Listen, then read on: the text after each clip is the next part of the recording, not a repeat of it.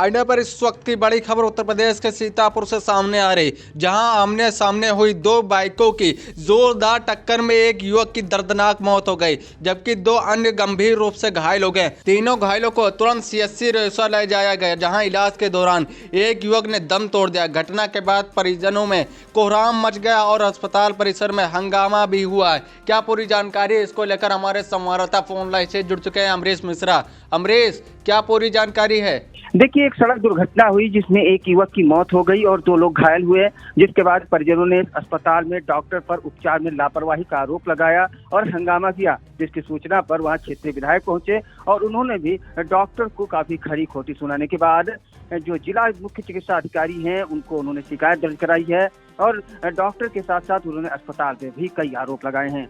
आपको हम बता दें कि थानगांव थाना क्षेत्र के संवरिया गांव के पास रेतीपुरवा गांव है, जहां पर सुबह आज गुरुवार को लगभग 7 बजे 2 बाइकों की आमने सामने से टक्कर हो गई, जिसमें एक जो युवक था जिसकी मौत हुई है दिलीप पुत्र रामनरेश निवासी संवलिया, और उसके साथ जो दूसरी बाइक से भिड़ंत हुई है उसमें रविशंकर पुत्र तुलसीराम और बसंत पुत्र तुलसीराम, तीनों लोग अलग अलग 2 बाइकों पर थे और ये तीनों लोग घायल हुए, जिसके बाद सभी घायलों को सीएचसी रेउसा ले जाया गया। बताया जाता है वहां डॉक्टरों ने उपचार शुरू किया दिलीप पुत्र रामनरेश का, जिसके बाद उसकी मौत हो गई।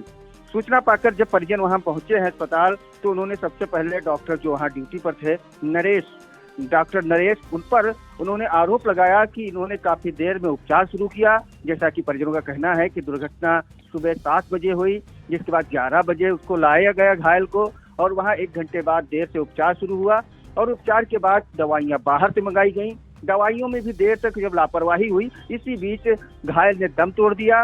डॉक्टर पर आरोप लगे हैं। काफी देर तक हंगामा होता रहा। मौके पर थानाध्यक्ष रेउसा व थानगांव पुलिस पहुंची। परिजनों को समझा बुझाकर शव को पोस्टमार्टम के लिए भेजे जाने की कार्रवाई की जा रही थी। इसी बीच लगभग गुरुवार को दोपहर 12 बजे के आसपास विधायक ज्ञान तिवारी अस्पताल पहुंचे और उनसे जब परिजनों ने रो रो कर अपना हाल बताया और डॉक्टर के बारे में उन्होंने बताया, लापरवाही के आरोप लगाए, तो विधायक ने स्वयं डॉक्टर नरेश जो ड्यूटी पर थे उनको बुलाया और उनसे पूछताछ की।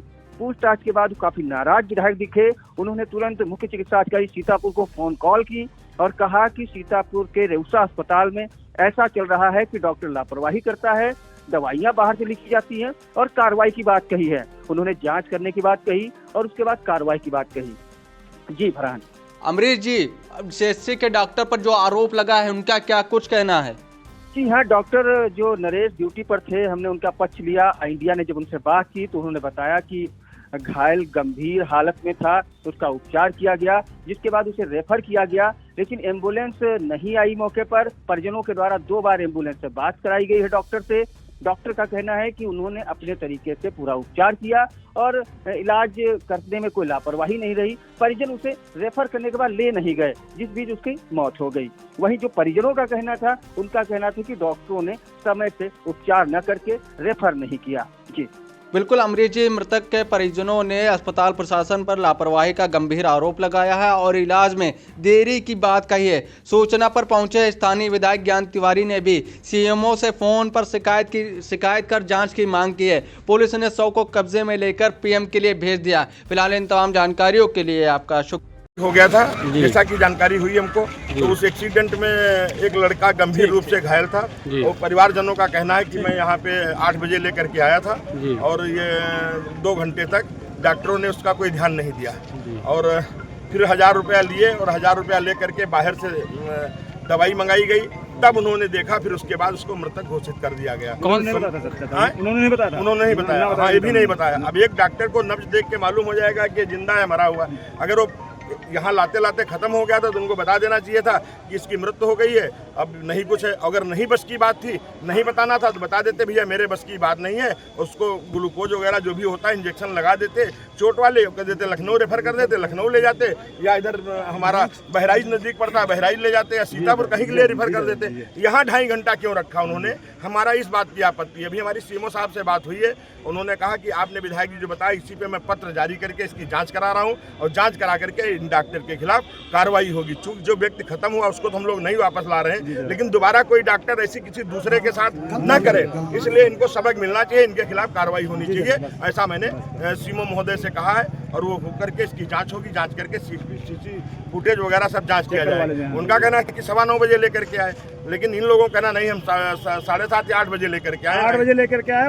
उस डॉक्टर का कैमरा चक्कर वाले उस डॉक्टर ने हाथ भी नहीं लगाया। हाथ नहीं लगाया डॉक्टर ने, तो डॉक्टर काहे के लिए बैठे हैं? 2-2 लाख रुपया तनख्वाह ले रहे हो तुम, सरकार तुमको 2 लाख में बैठा था, नीली शर्ट में बैठा था उसी जगह कुर्सी पे, उसने भी हाथ नहीं लगा, वो जा चुका है, निकल गया। वो सोचे होगा विधायक जा रहे हो तो 1-2 खसकने लगे होंगे। जो पेशेंट डेथ हो गई है, क्या चीज थी जब लाया गया था, जो आरोप लग रहे हैं उसमें क्या है? पेशेंट जो 9:20 पे आया था मेरे पास, पेशेंट आरटीए है और ये गैस्ट्रिक कंडीशन पे आया था, हेड इंजरी थी, पेशेंट अनकॉन्शियस था, तो मैंने उनको तुरंत ट्रीटमेंट किया, सारी मेडिसिन लगाई और रेफ़र भी कर दिया था, ठीक है। और पेशेंट को मैंने कहा कि रेफ़र कर दी, सीतापुर लेके जाओ बैराज, इन्होंने एम्बुलेंस में 2 बार मेरी बात कराई है, ठीक है। और पेशेंट सीरियस था या अनकॉन्शियस था।